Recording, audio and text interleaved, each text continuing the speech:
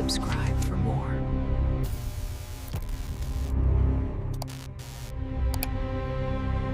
I never thought a morning could feel heavier than the nights I had spent worrying about work or bills. But 6 a.m. changed everything. My name is Tristan Hale, 39, married for 12 years to Evelyn, someone I had once thought was my partner in everything. I wasn't the type to wake up early, let alone check my phone before coffee, but something made me reach for it as soon as the alarm buzzed. That's when I saw it, a photo that froze my chest mid-beat. Evelyn, smiling, arms around another man, coffee in hand, like it was an ordinary Sunday morning.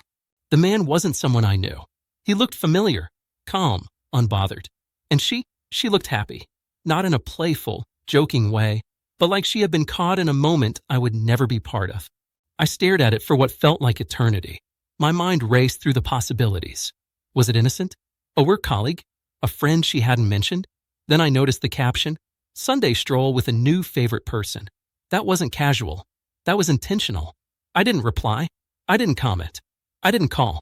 I didn't even breathe for a moment. My instincts, years of paying bills, mowing the lawn, keeping our lives in order, told me silence was my first weapon.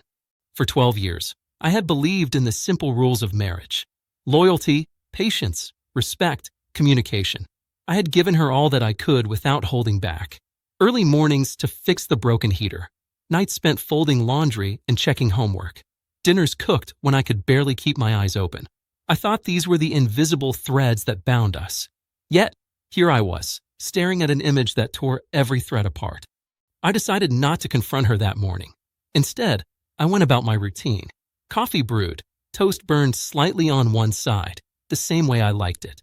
I checked work emails, responded to a few, all the while knowing that my eyes kept drifting back to the phone on the counter. Every vibration, every notification made my chest tighten. My mind ran through the early years of marriage, how she laughed at my jokes, how we stayed up late sharing secrets no one else knew. Was any of that real? Or had I just been blind to her duplicity all along? I remembered a Thursday night, years ago, when we had planned a small getaway to the countryside. I had packed the car myself, triple-checked reservations, everything. We ended up sitting under the stars, and she spent more time texting than looking at the sky. That night, she had flinched when I reached out. I had told myself then, she's just stressed. But looking back, that was the first crack. This photo, however, was a chasm. I didn't confront her immediately because I wanted clarity. I needed a moment to separate my emotions from the reality of the situation. Many would expect me to explode, to yell, to demand answers. That isn't me. I have never been the type to escalate unnecessarily. My approach was different. I let the photo sit in my mind while I went about the motions of the day. I watched the neighborhood wake up, cars pulling out, children running to buses, and yet none of it mattered. Evelyn and that man had created a private world I was not invited to. By mid-morning, I finally spoke to myself out loud, quietly, just to hear my own voice. You can't force respect. You can't demand loyalty. You can only choose your own dignity. It felt strange, almost alien, but it was a turning point. The years I had invested were not wasted because of her choices. They were wasted only if I continued to let her actions define my peace of mind. When Evelyn walked into the kitchen later, casual as ever, I said nothing. She didn't notice the storm behind my eyes. Breakfast passed without acknowledgement of the silent tension. I kept my routine. I made a mental note of every mundane detail, from the way she poured her tea to the soft hum of the kettle. It was as if cataloging normality in the midst of betrayal gave me some control over the chaos that threatened to consume me. I remembered that early in our marriage, she had called me predictable in a teasing way. I had laughed, thinking it was harmless. Predictable, maybe. Dependable, definitely. And I realized that dependability was my anchor. That morning, I decided I would not let a single photograph dictate my reaction. I would not react in anger or shame.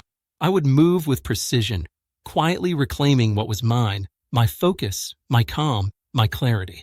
Later that afternoon, she casually mentioned a work meeting she had forgotten to tell me about. I nodded, said, "Okay," and left for a walk around the neighborhood. Each step grounded me. I thought about the choices she had made, the secrets kept, and the life I had quietly built alongside her. This wasn't about revenge. It was about recognition. about knowing that I was worth more than silent betrayal and hidden smiles for someone else. By evening, I packed a small bag, clothes, a toothbrush, phone charger. Nothing dramatic, no confrontation, just a quiet departure from the life that no longer felt mutual. When I closed the front door behind me, I felt the weight of 12 years lift incrementally, replaced by a sharp, clear understanding of what I deserved. Not validation from her, not apologies, just space, clarity, and peace. Driving through familiar streets, past houses that had been our home and our neighbors' routines, I felt a strange calm. This was not chaos. This was a reset. She had made her choices. I would make mine. In that quiet, in that control, I realized that betrayal does not define the betrayed unless they allow it. My story, my dignity, my future, those remained firmly in my hands. By nightfall, I arrived at my friend Julian Mark's house. Safe, quiet, no questions, no judgments. Just a couch to rest on, a night to reflect, and a mind finally at peace.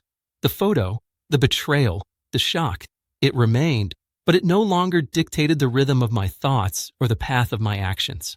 I was not running from love, nor from commitment.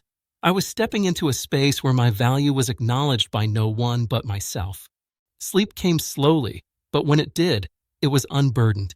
And in that stillness, I understood something crucial. Sometimes the quietest decisions carry the heaviest weight, and yet, paradoxically, the lightest relief. Betrayal is a storm you cannot always prevent, but you can always choose how you stand in the rain. I had chosen calm. I had chosen clarity. And most importantly, I had chosen me.